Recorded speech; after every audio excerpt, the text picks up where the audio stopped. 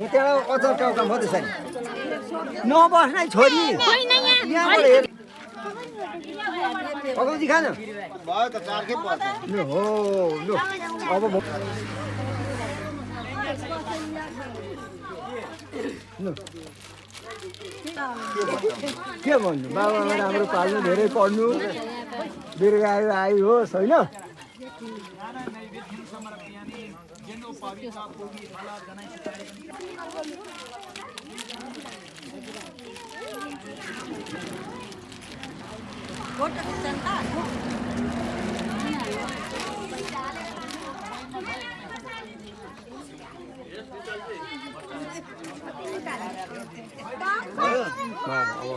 भोलि पर्सि ल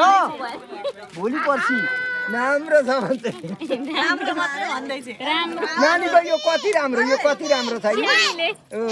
यता पनि राम्रो छ